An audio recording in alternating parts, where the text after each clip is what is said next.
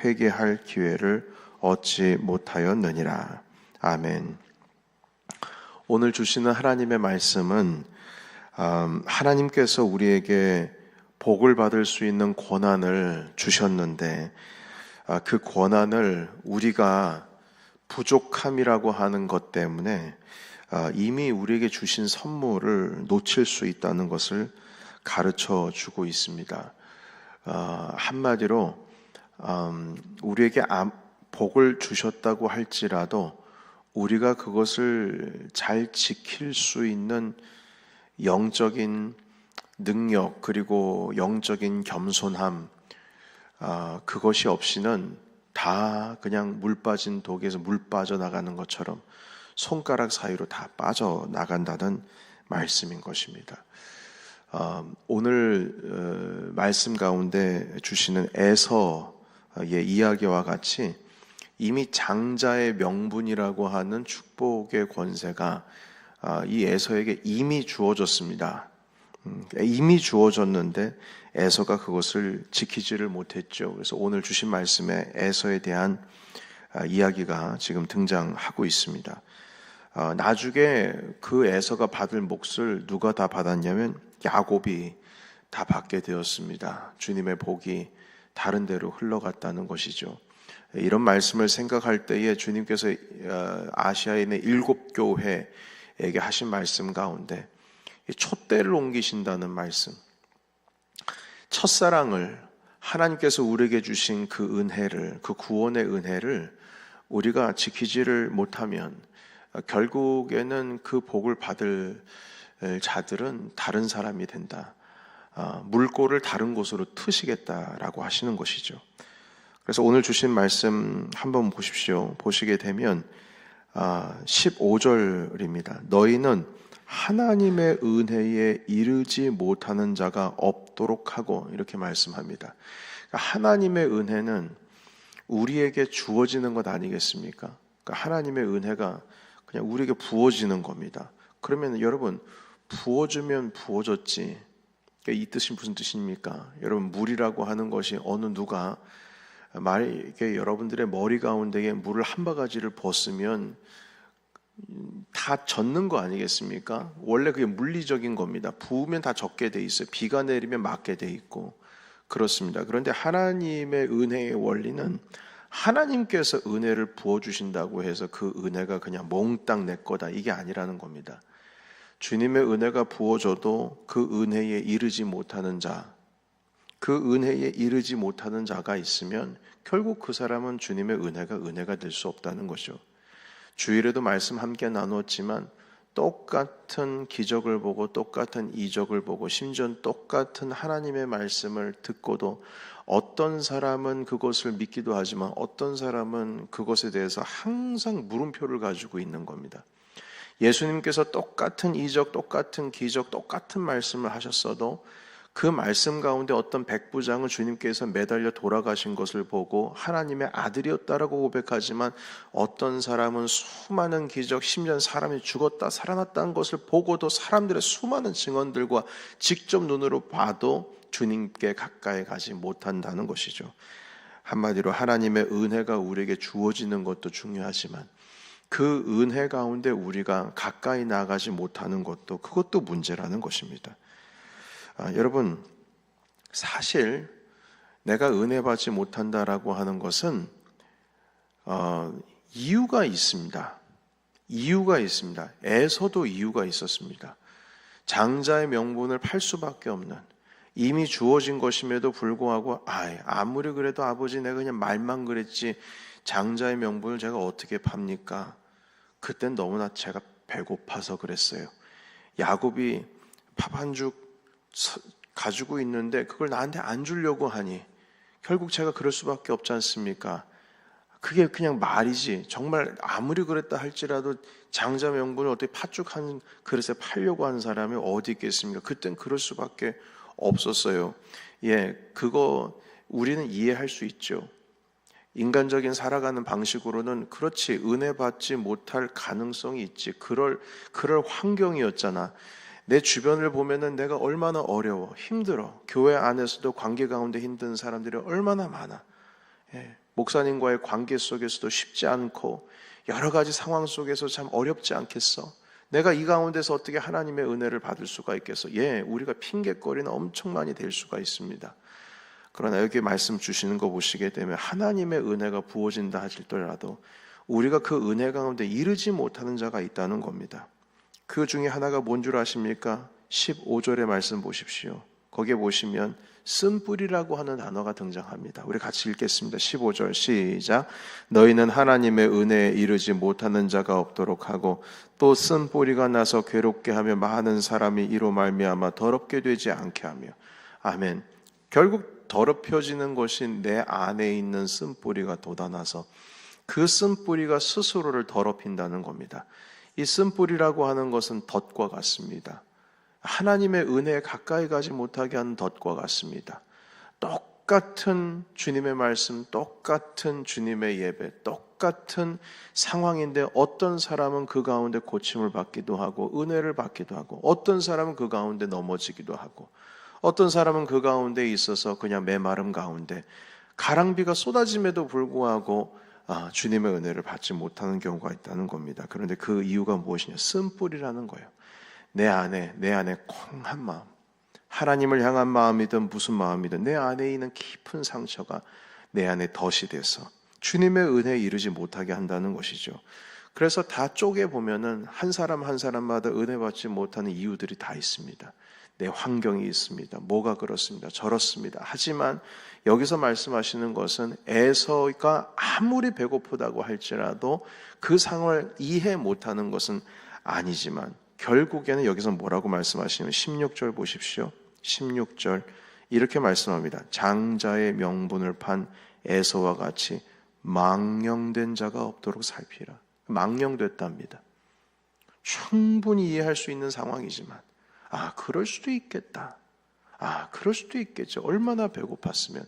그렇지만 여기서 말씀하시는 것은 망령된 자다. 이렇게 말씀을 하고 있습니다. 그래서 여러분 농담 반으로 시작된 일들이 결국 손을 쓸 겨를도 없이 모든 축복을 뺏기고 말았습니다. 앞불싸했지만 이미 때는 늦었죠. 물이 건너가 버렸습니다. 그래서 여러분 이런 말씀은 당시에 히브리서 신앙을 가지고 있는 자들 앞에서 주님께서 말씀하고 있는 겁니다. 오늘 우리에게 말씀하시는 겁니다. 우리도 장자의 명분 가지고 있습니다. 축복권의 명분 가지고 있습니다. 그러나 그것을 지킬 수 있는 것은 결국 우리 안에 있다는 거죠. 우리 안에 있다는 겁니다. 쓴뿌리가 있으면 잘라버려야 하고 하나님의 은혜에 이르지 못할 수밖에 없는 그런 우리의 삶 가운데 자꾸 덫이 있다면 그걸 떨어뜨려야 된다는 겁니다. 충분히 이해를 구할 수 있는 익스큐즈가 있겠지만 그것을 성경은 16절에 망령된 것이라고 말씀을 하고 있습니다. 14절 같이 함께 읽도록 하겠습니다. 14절 자 시작. 모든 사람과 더불어 화평함과 거룩함을 따르라. 이것이 없이는 아무도 주를 보지 못하리라. 아멘. 여러분 이해가 되십니까? 화평하지 못한 것, 거룩한 삶을 살지 못하는 것, 이게 다 주를 보지 못하게 하는 원인이라고 하십니다. 여러분 주님을 왜 우리가 못 봅니까? 은혜 받은 자가 왜 못 봅니까? 은혜 받은 자가 왜 천국을 못 갑니까? 왜 하나님 나라 가서 주님을 뵙지 못합니까? 그러나 말씀하십니다. 더불어 화평하지 않고 거룩함을 따르지 아니하면 이거 없이는 아무도 주를 보지 못한다.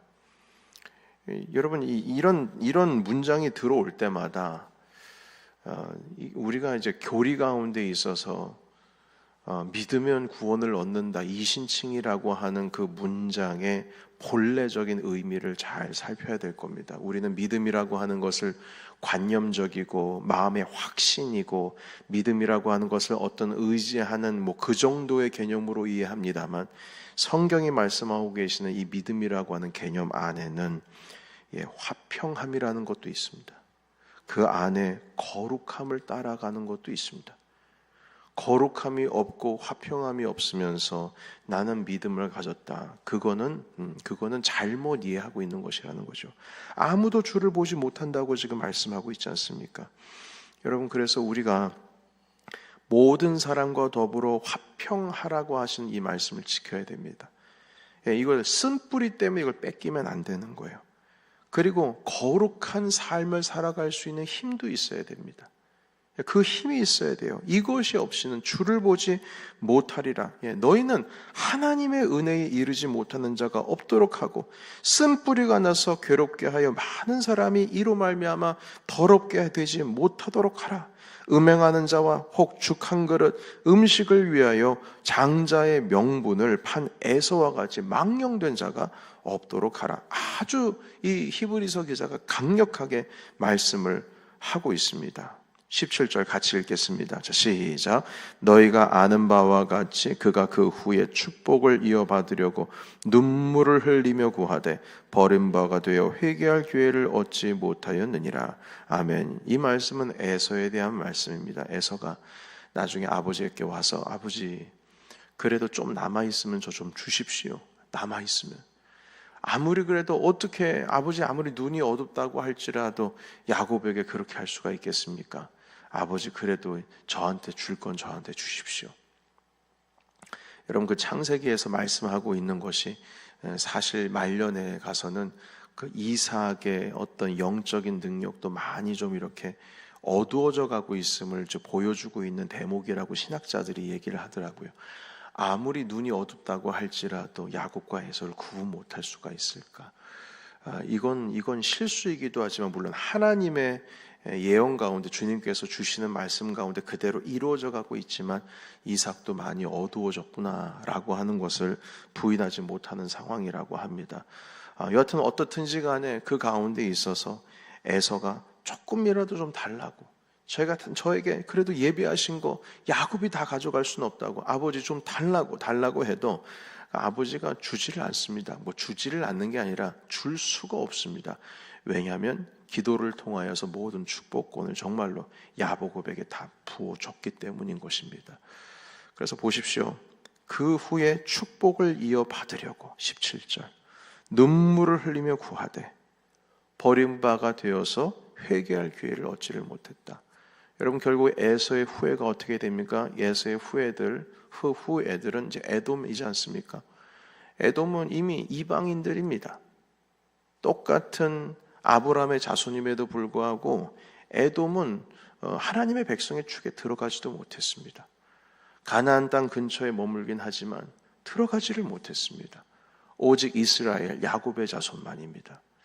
그래서 주님께서 분명히 내 건데, 이건 내 건데, 하나님께서 분명히 나한테 주신 건데, 장자의 명분인데, 우리의 한순간의 실수로 인하여서 바로 그것으로 인하여서 충분히 변명할 수 있는 기회는 있겠지만 아무리 그래도 주님께서는 이걸 망령되게 말씀하고 계신다니까요. 그래서 여러분 오늘 주신 말씀 가운데 있어서 하나님께서 우리에게 큰 은혜를 주신다고 할지라도 그 은혜가 그냥 소나기와 같은 은혜,